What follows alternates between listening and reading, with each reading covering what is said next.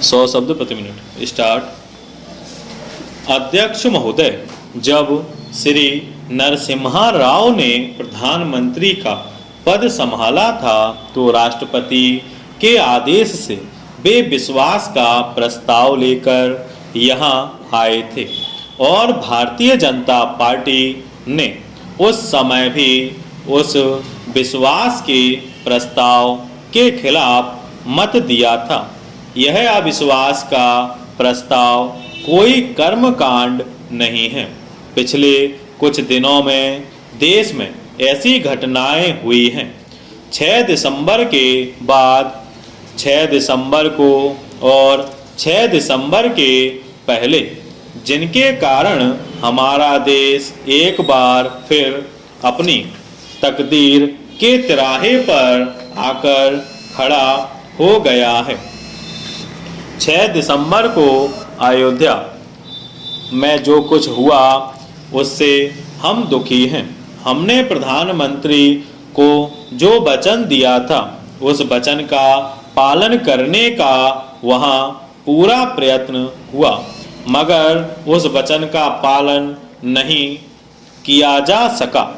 Bharatiya Janata party, राष्ट्रीय स्वयंसेवक और विश्व हिंदू परिषद के चोटी के नेता वहाँ कार सेवकों को रोकने की कोशिश करते रहे।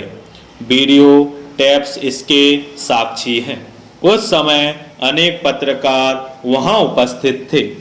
पिटने वाले जो पत्रकार हैं, जो पत्रकार पिटे हैं, जिनके कैमरे तोड़े गए हैं, उनसे हमने माफ़ी मांगी है। पत्रकारों से दुर्व्यवहार इसलिए किया गया क्योंकि वे कार सेवक नहीं चाहते थे कि वे जो कुछ कर रहे हैं उसका रिकॉर्ड हो। अभी अयोध्या में क्या हुआ, इसकी केंद्रीय जांच ब्यूरो द्वारा पहल की जा रही है। जांच के परिणाम अभी प्रकट नहीं हुए हैं और मैं चाहूँगा कि सरकार के पास जो भी तथ्य हैं वे हम सबके सामने उसे सदन में रखें। हमारे पास जो भी तथ्य हैं वे हम सदन में रख रहे हैं। मैं तो यहाँ तक कहूँगा कि इस तरह के काम में हिस्सा लेने वाले जो लोग थे उन्हें स्वयं सामने आकर कहना चाहिए कि हमने तोड़ा है और हम उसका दंड भुगतने के लिए तैयार हैं, क्योंकि बड़ी संख्या में उपस्थित कार सेवकों ने इस तरह के काम में हिस्सा नहीं लिया। यह कौन समूह है, यह कहां से आया है, किसने संगठित किया है। हम जानना चाहते हैं।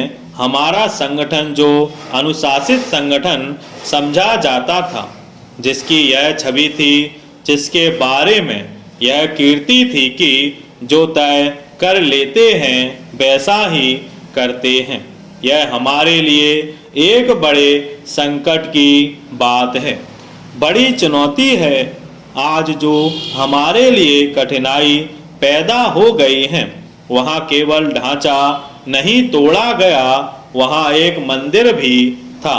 मस्जिद में तो नमाज नहीं होती थी, मस्जिद में तो प्रवेश बंद था, मगर मंदिर में पूजा होती थी। कोर्ट के आदेश से पैराग्राफ चेंज। मैं केंद्र सरकार का संकट भी समझता हूँ और वह संकट कल्याण सिंह सरकार के सामने भी था, फिर भी हमें भरोसा था। इसलिए हम कहते हैं कि अगर प्रधानमंत्री जी के भरोसे को ठेस पहुंची है तो हमें भी ठेस पहुंची है। कल्याण सिंह जी ने इस्तीफा दे दिया, आडवाणी जी ने इस्तीफा दे दिया। अगर केंद्र सरकार की तरफ से कोई जिम्मेदारी लेने को तैयार नहीं है, कार सेवा के लिए लोग गए थे, लेकिन उन्हें जब लगा कि हाई कोर्ट का फैसला नहीं आया है और सरयू से बालू लेकर आओ और गड्ढे में पानी डालो।